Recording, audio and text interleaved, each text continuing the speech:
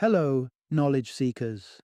In this episode of 20-Minute Books, we delve into the intricacies of what it means to be human with The Laws of Human Nature by Robert Greene.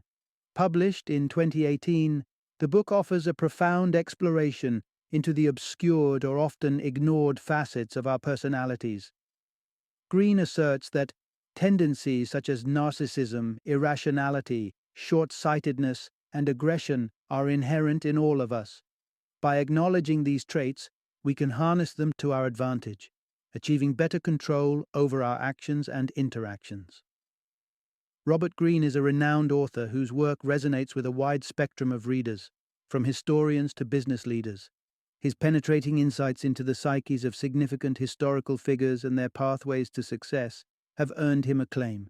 Greene's authority on the subject is fortified by his track record of bestsellers, which include The 48 Laws of Power, The 33 Strategies of War, and Mastery. The Laws of Human Nature is an essential read for psychology enthusiasts eager to delve into the depths of human behavior. It is also ideal for individuals striving for self-understanding and personal enhancement.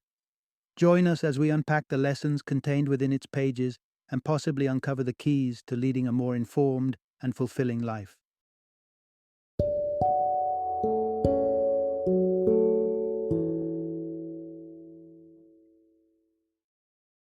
The Laws of Human Nature.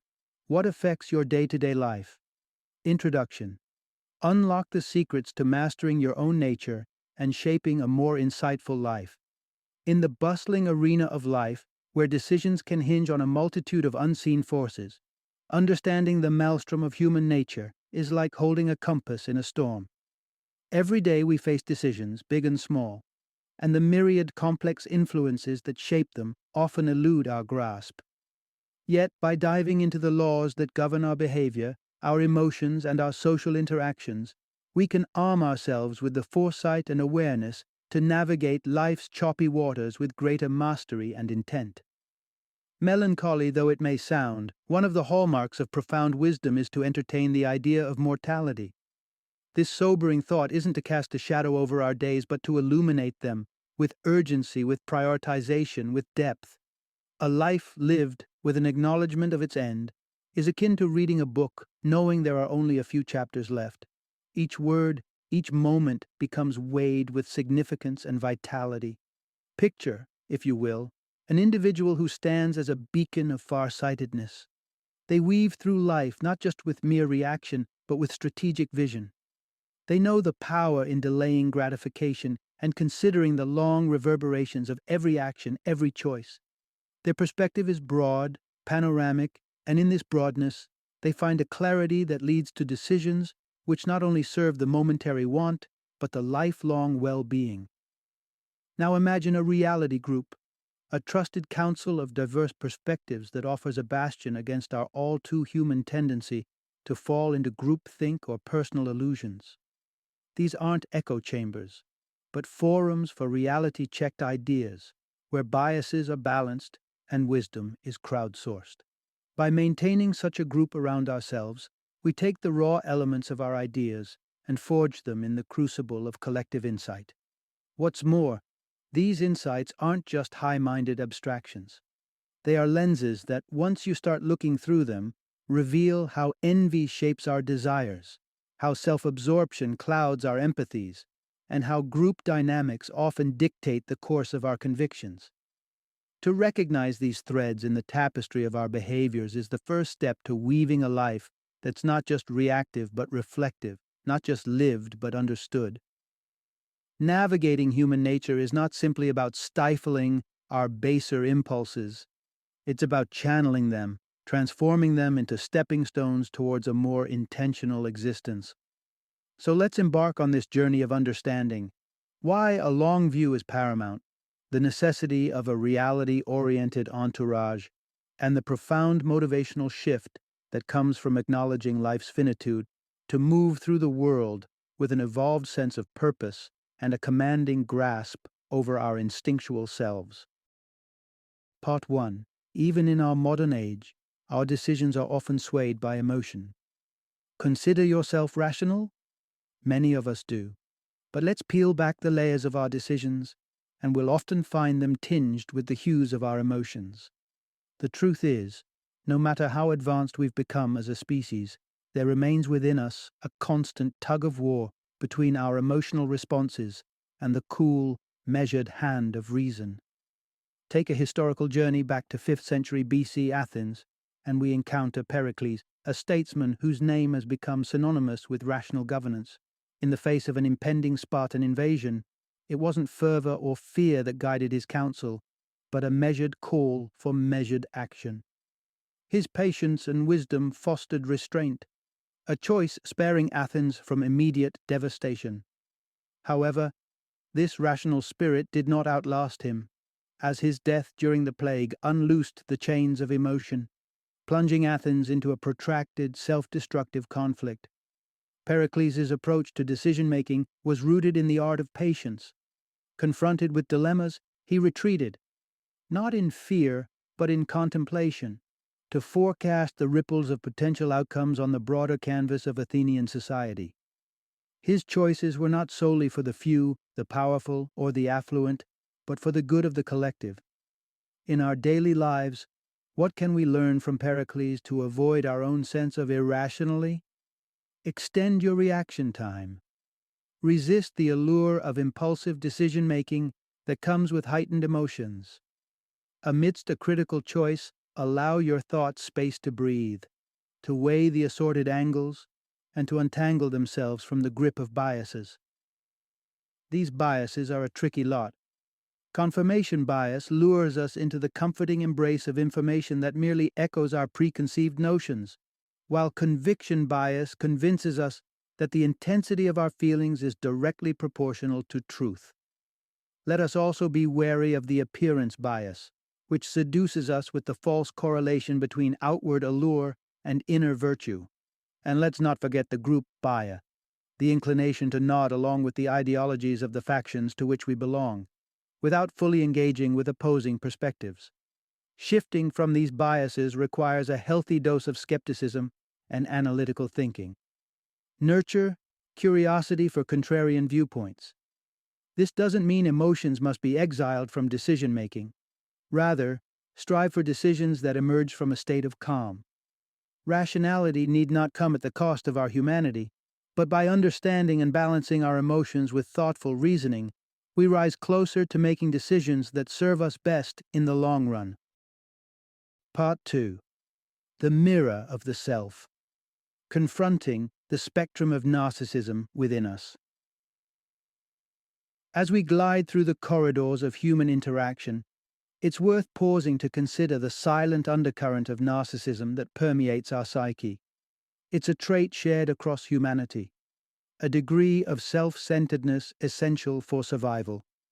However, as with all things, there exists a range, from benign self-regard to the deep narcissism that stifles one's capacity to relate healthily to others. Imagine an invisible line marking the boundary of healthy narcissism with dangerous depths lurking beyond. These shadowy waters often stem from one's formative years, between the tender ages of 2 and 5, when the child embarks on the journey of forging an identity separate from parental figures.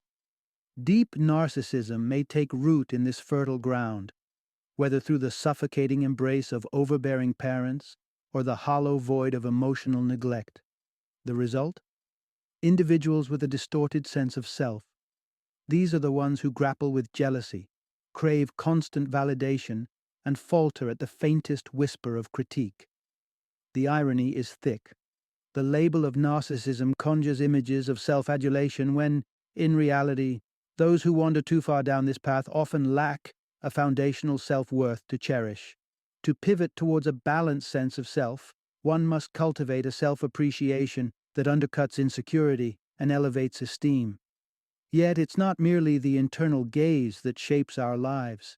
It's also the outward look of empathy. This ability to resonate with others, to feel the tremors of their experiences, forges authentic connections and permits us to perceive the genuine essence of those we encounter. And when it comes to discerning the true nature of others, remember that we are all, to varying degrees, performers on life's stage, as Shakespeare so aptly noted. Our daily masquerade aims to charm, to impress, but the facade often wilts under the spotlight of trials, collaboration, and the test of time. Character, then, should be appraised not by the flattering image cast in tranquil moments, but by the conduct revealed amidst the storms of challenge. True character dances in the actions taken when the masks fall, in confrontation with obstacles, in the intricate ballet of teamwork, in the humility to evolve. Hold this lens to the world and to yourself, for the reflection you find may hold the key to transcending narcissism and embracing a narrative of growth and connection. Part 3. Embrace the duality of character and turn envy into an empowering tool. In the intricate dance of human existence, our characters flicker with a blend of inherent strengths and weaknesses. Some are woven into our DNA, others are painted by the brushstrokes of our upbringing, and yet more are sculpted by the wear and tear of life's experiences. Science whispers of babies already predisposed to feelings of hostility, offering a glimpse into the genetic underpinnings of our behavior. Let us not, however, mistake this genetic canvas as a fixed fate. Our character is malleable, evolving, and within our weak spots, we often find the seeds of greatness waiting to be nurtured. Our quest for character does not demand perfection, but calls for a mirror that reflects our authentic selves, flaws and all. The journey begins with an inward gaze, a stark, unabashed admission of our very human foibles. Scrutinize the trail of your past errors, assess your strengths with as much rigor as you unpack your weaknesses. Consider the hyper-perfectionist, whose thirst for control starves her ability to trust in others' capabilities. Rather than perpetuate a cycle of micromanagement, she might thrive in a role where being the meticulous maestro is celebrated, not stifled. Now, let us address a sentiment few dare to acknowledge openly: envy. It snakes through our veins, a primal response to the forbidden fruits dangling just beyond our grasp. We are creatures eternally gazing at the horizon, yearning for the unseen paradise whose greenery fuels our discontent. Biologically, our brains are conditioned for competition, with appetites ignited equally by tangible treasures and the phantom jewels of our imagination. To confess to envy is to confess to vulnerability, to a perceived inferiority that gnaws at our pride. Yet staring down this green-eyed monster offers us clarity. By accepting envy as a universal truth of our nature, we can harness its power. Imagine yourself the master of elusiveness, enshrouded in a cloak of mystery that tantalizes those around you. To be a riddle is to awaken the imagination, to stoke the fires of fascination. The art of allure lies in the ability to conjure an aura that piques curiosity, that baits the hook with the alluring dance of the accessible yet unattainable. Applied with care, this knowledge transforms envy from a destructive force to a strategic ally, fashioning our very weaknesses into ladders upon which we and others ascend to new heights of intrigue and attraction. Part 4. Human Nature's Myopic View and How to Cultivate a Strategic Vision. There's a curious paradox in the modern world. Vast resources are channeled toward combating the specter of terrorism, while the looming, pervasive threat of climate change often plays second fiddle. This seeming discrepancy can be traced back to an inherent trait in human nature: short-sightedness. Historically, our ancestors were preoccupied with the immediacy of danger, the looming presence of a predator, or the pressing need to secure sustenance. These immediate threats demanded urgent response, embedding a bias in our nature that prioritizes the now over the future. To transcend this innate tendency and elevate our decision-making process, we must consciously broaden our perspective to be far-sighted. Before making any decision, step back. Gently disentangle yourself from the present urgency and assess the situation with detachment. What are your options? What are the potential outcomes, both immediate and long-term? Remember, the dilemmas of today often spring from the actions of yesterday. A panoramic view of time can offer profound insights, empowering you to make decisions that are not just reactive but truly visionary. It's also crucial to remember that sometimes the most potent action is inaction. The Western world often equates busyness with effectiveness, but Eastern philosophies like those in Japan and China celebrate the strategic advantages of patience and observation, of letting scenarios unfold and adversaries reveal their hands. Alongside this understanding of strategic vision, be mindful of human defensiveness. It's a universal shield born from our deeply ingrained value on autonomy. How can you navigate this facet of human nature? The art lies in guiding individuals to believe that your proposal is a fruit of their own intellect. Do this by celebrating their individuality, affirming their smarts, and aligning with their inherent tenacity. Take a page from Lyndon B. Johnson's playbook. On entering the Senate, he tempered his fiery Texan spirit with an astute charm offensive, aligning himself with the seasoned Senator Richard Russell. By acknowledging Russell's wisdom, Johnson earned his respect, an expedited entry to the influential Armed Services Committee, and ultimately ascended to the heights of Senate leadership, all by the age of 44. Johnson's trajectory is not just a political anecdote, it's a testament to the power of blending respect with strategic patience, and it serves as a blueprint for managing human nature in our journey toward superior character and decision-making. Part 5. Turning adversity into strength by fostering positivity and embracing the shadow self. Have you ever felt as though an invisible force were dragging you away from success and toward a murky pit of failure? This sensation of being ensnared in a cycle of self-sabotage usually springs from certain deep-seated traits that quietly undermine our efforts. By casting a light inward and identifying these recurring saboteurs, we can begin to steer our ship away from disaster and toward the shores of fulfillment. Believe it or not, a cornerstone of self-defeat can often be our attitude, and the power to reverse its polarity lies within grasp. If doubt clouds your belief in this power, consider the remarkable life of Anton Chekhov, the illustrious playwright whose childhood was steeped in adversity.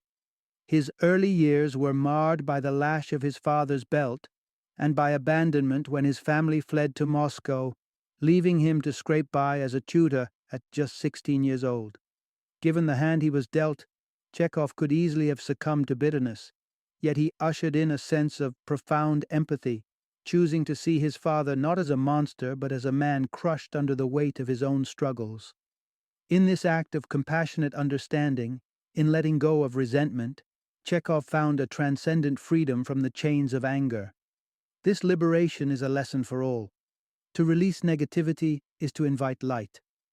Clinging to anger or worthlessness breeds a vicious cycle where escapism, often through substances like alcohol and drugs, might mask the pain but never erases the darkness.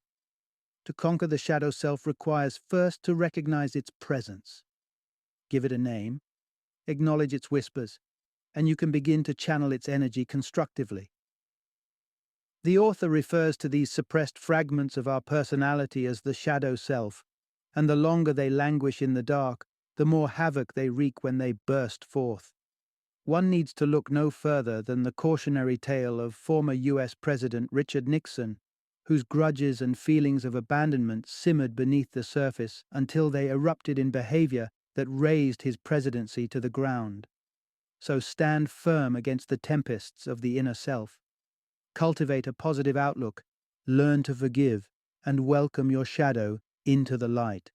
In doing so, you transform what was once a destructive power into a driving force for growth and personal triumph. Part 6. Tempering our aspirations with humility anchors us to reality.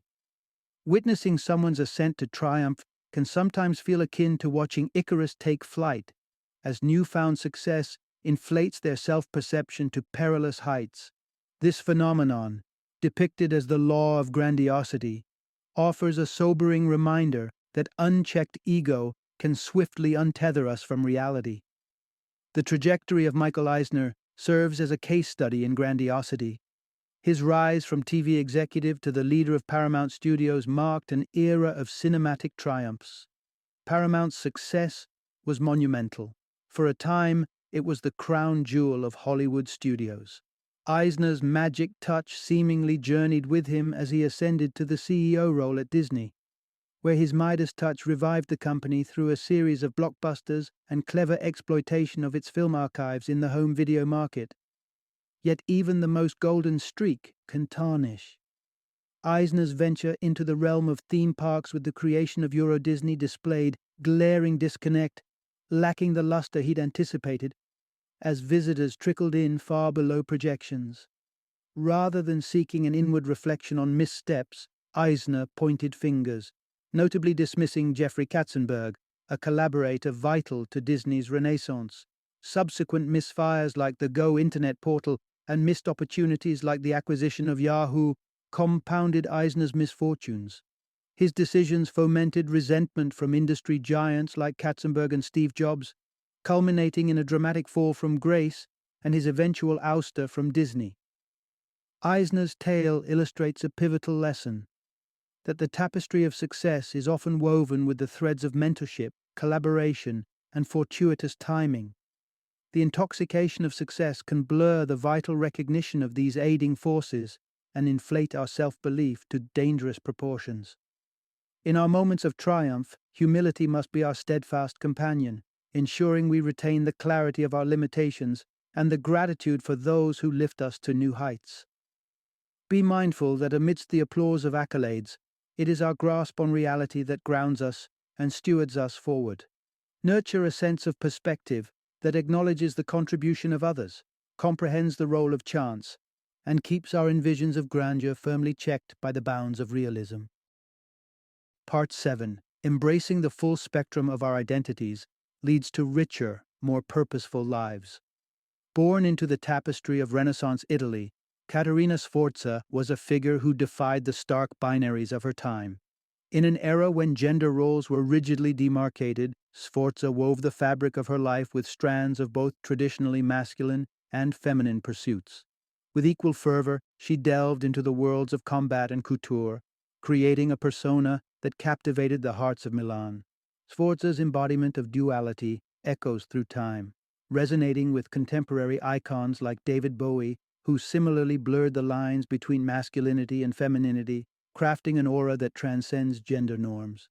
Such figures challenge us to interrogate the walls that society often erects between our masculine and feminine selves, urging us to integrate these aspects within us. Genes and upbringing plant the seeds of masculinity and femininity, yet societal pressures often demand a pruning of our full range of traits. However, embracing the totality of our nature may enrich not only relationships but also our approaches to problem-solving and creativity, knitting together the divergent strands of thought attributed to different genders. Men, traditionally encouraged to dissect and categorize, and women, often seen as the weavers of patterns and connections. Together, these perspectives form a complementary vision, a kaleidoscope that broadens our intellect and insight. Alongside gender integration lies the odyssey of finding a greater sense of purpose, an antidote to the nebulous fog of aimlessness. This journey inward, to the core of what ignites our passions, frequently leads us back to the crystalline moments of childhood, to those first sparks of wonder that hinted at what would become a lifelong pursuit. Consider the indelible moments that etched the paths for Steve Jobs upon glimpsing the entrancing displays of an electronics store, or Marie Curie's entrancement with the seemingly magical instruments of chemistry.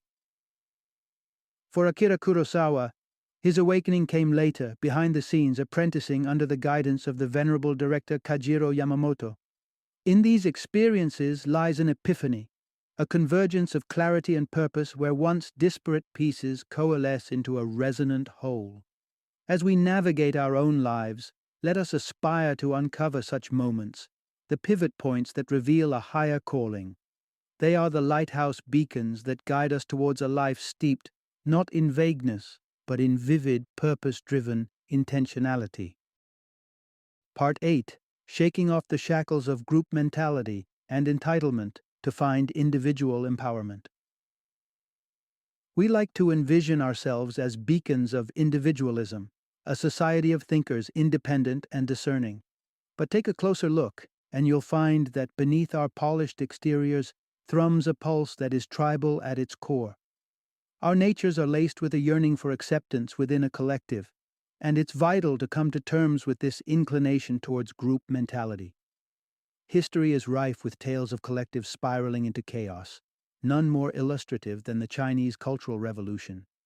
An initiative that began with intentions of equality devolved into a runaway train of mob dynamics, driven by reactionary, group-fueled violence that targeted anything linked, however tenuously, to Western elitism. The outcome was tragic irony, a revolution that circled back to foster a police state, the very antithesis of its original aims.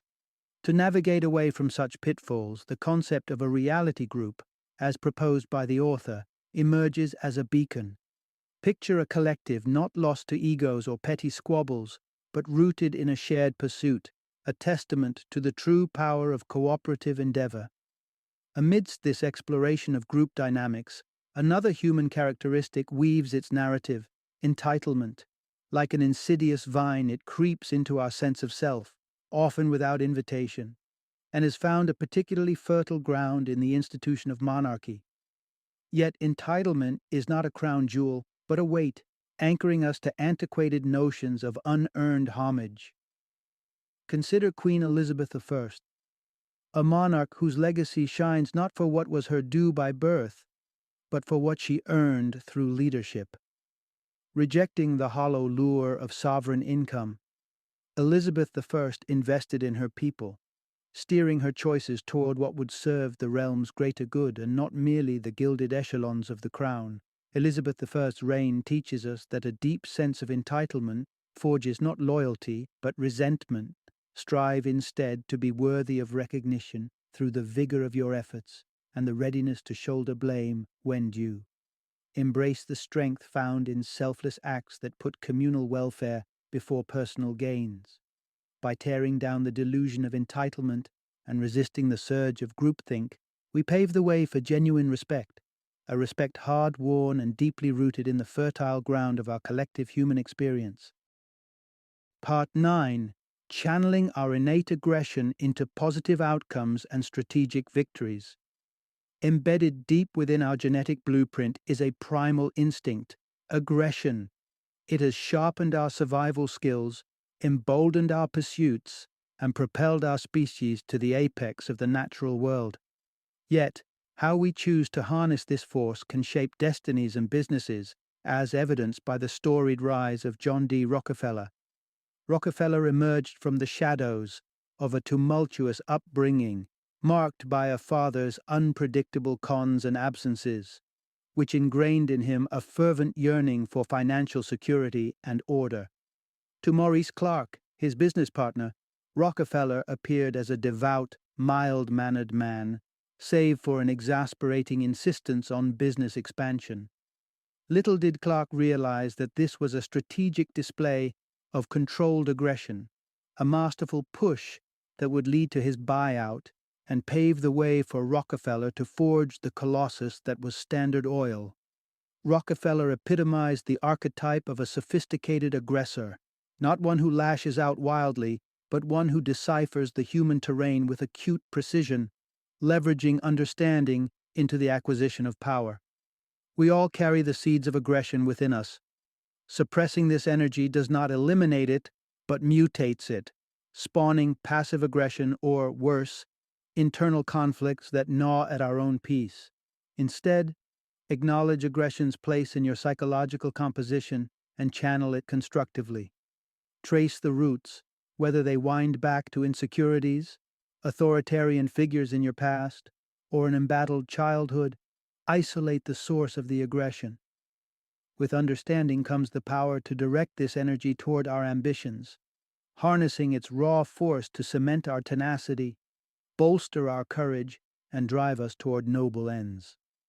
Moreover, a keen awareness of aggression's nuances allows us to detect its currents in others. Grasping that aggression often veils vulnerability enables us to navigate complex social battlegrounds, outmaneuver those who wield aggression as a blunt instrument, and savor the profound satisfaction of outthinking those who attempt to intimidate. By transforming aggression from a lurking specter into a catalyzing ally, we carve out a path that is not only assertive but enlightened, where the might of our will aligns with the broader pursuit of personal fulfillment and collective progress. Part 10. Generations shape the tapestry of society, and mortality lends perspective to our lives. Human progress ebbs and flows through the ages, much like the rhythmic tides influenced by celestial forces. This concept was not lost on the Egyptian historian Ibn Khaldun, who in the 14th century mapped out generational cycles into four distinct archetypes: the revolutionaries, the stabilizers, the comfort seekers, and the inquirers. Not bound by ironclad rules, these cycles nonetheless offer a lens through which to view the interplay between successive generations. Take, for instance, the cadence of the 20th century in the United States. The silent generation emerged from the somber notes of the Great Depression and the turmoil of war, embodying conservative virtues. The baton then passed to the baby boomers, defiant and explorative, splashing vibrant colors over the canvas of the counterculture movements. Generation X soon followed, pragmatic and self-reliant, casting a wary eye toward perceived duplicity. Riding on their heels, the millennials cultivated a narrative of collaboration, distilling an aversion to conflict and a yearning for unity. In a world ever more intricately woven together, understanding these generational narratives becomes pivotal. As global trends reach across continents and touch myriad cultures, appreciating the historical groundwork of today paves the way for navigating the emergent ethos of tomorrow. Yet, if there is one constant that slices through the generational fabric, one stark reality that each soul must confront, it is death. This mighty leveler, often shrouded in the realms we dare not tread, holds profound influence over the human spirit. While turning a blind eye to our mortality may seem the easier walk, embracing the finitude of life can be transformative. Death can be a clarion call, a summons to a life vibrant with purpose and creativity. It is the silent whisper that we are all part of an intricate dance, swirling on this celestial stage. The same specter of mortality that beckoned American scribe Flannery O'Connor to embrace life with zest and compassion. The sudden clarity that washed over Fyodor Dostoevsky after his brush with the abyss. It's a universal thread that binds us. So cast off the autopilot, lift your gaze from the mundane, and look upon existence with fresh eyes. Savor the sheer marvel that is life on this extraordinary planet. Now is the time to craft something wondrous, a testament to this fleeting, precious existence we share. Let mortality not be a shackle, but a catalyst for greatness, a wellspring of empathy, a nexus from which a life of profound significance can unfurl. Final summary. Dive into the complexities of human nature, and you'll find that we are governed by forces both profound and pervasive. The laws of our being, encompassing irrationality, narcissism, envy, foresight, aggression, and our relationship with mortality, shape our choices, our relationships, and ultimately the course of our lives. Acknowledging these facets of our personalities may challenge us, but this acceptance is the first step on the path to self-improvement. Recognizing the impulse to irrational behavior allows us to step back, view our actions through the lens of logic, and make choices that are in our best interest. Identifying the shadow of narcissism within can lead us to healthier self-regard and a better understanding of our fellow humans. By acknowledging our envy, we learn to channel it as a driving force behind ambition and ingenuity rather than a source of discontent. Foresight enables us to look beyond the immediate horizon, strategizing for the long term rather than reacting to the present.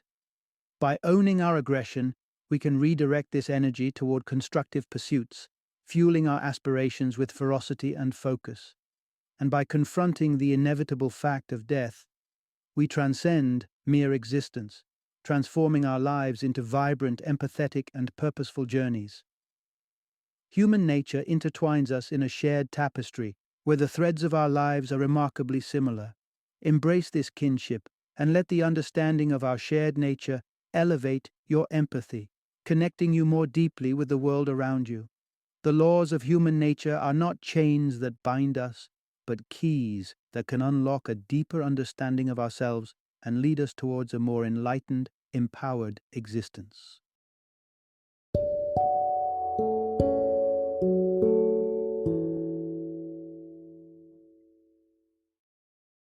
Thank you for joining me today on this journey of learning and discovery as we explored the insights of another thought provoking book in our growing library of knowledge.